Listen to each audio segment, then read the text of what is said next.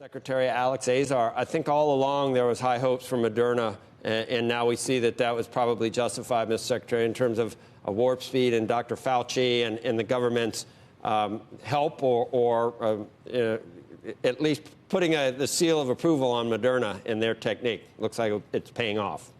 Well, absolutely, Joe. You know, Moderna was the one that NIH partnered with President Trump's direction back on January the 13th with the vaccine that we helped develop in Tony Fauci's labs there. Now, 10 months later, after we've supported the R&D program, we stood up manufacturing, commercial-scale manufacturing of Moderna. 10 months later, we've got this incredible data, 90% plus effectiveness, relatively clean safety profile. It's just a historic day in public health to have now this as well as the Pfizer vaccine coming to the American people, we believe. So what do you think the FDA is focusing on right now, Secretary? You got the Pfizer news, you got the Moderna news. It's interim results. That's not complete. But how quickly are we talking about getting this to where, I mean, there are doses available, and there are people that are on the front lines that could begin taking this almost immediately. When is that going to happen? What's the timeline? Yeah, so while these are interim results, they're part of each of these clinical trials, over 30,000 people, and they're some of the largest vaccine trials ever, quite large numbers in terms of events, and they'll keep accruing cases as they're literally typing their application to the FDA as we speak.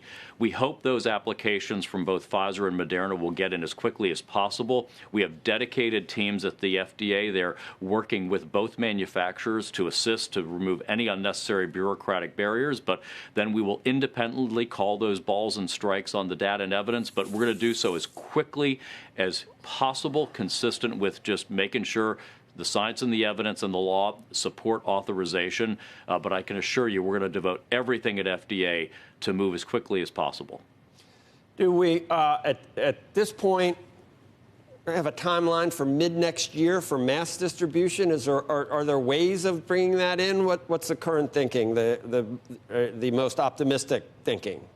Yeah, so as we look at Pfizer and Moderna's current commercial scale production capabilities, and all of this, as you know, Joe, is always variable. These are proteins that we're cultivating, so they don't react just like a pill. But we expect to have approximately 40 million doses by the end of this year, so that would allow us to vaccinate 20 million people in December. And then we hope we'll have others of the four remaining vaccine manufacturers come online and also begin producing and get approved. And our goal would be by the second quarter to have enough vaccine for every American that would like to get vaccinated. But as you know, the product will roll off the production lines, tens and tens of millions of doses each month, and we'll vaccinate as we get them and as they're quality controlled and released.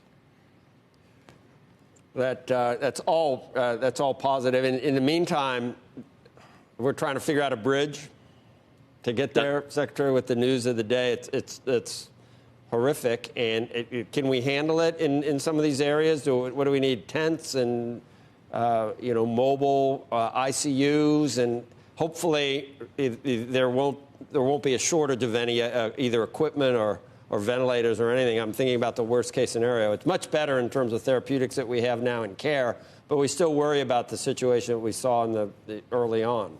Sure, Joe, and I actually like the word you use, bridge. I think that's exactly the way to phrase it. Right now, we need the American people to help us bridge to this really optimistic day of vaccines and the therapeutics, like the Eli Lilly one we approved last week. But we need to bridge, and that means good individual responsible behavior of washing your hands, watching your distance, wearing your face coverings, and keeping out of indoor settings where you're going to let your guard down and not do those things. The case counts that we're seeing, we're seeing increasing cases across the United States, and it's really widely distributed. I'll be reconvening with FEMA leadership again today and my team, but so far we're not seeing requests for either facilities or healthcare personnel or strategic national stockpile that reflect any type of distress yet, but we're standing by, ready to back up and support. But that is what we look out for, Joe. Those are the concerns, because increasing cases lead to more hospitalizations, and that stresses the system, and that's why we want to get those cases down, Joe.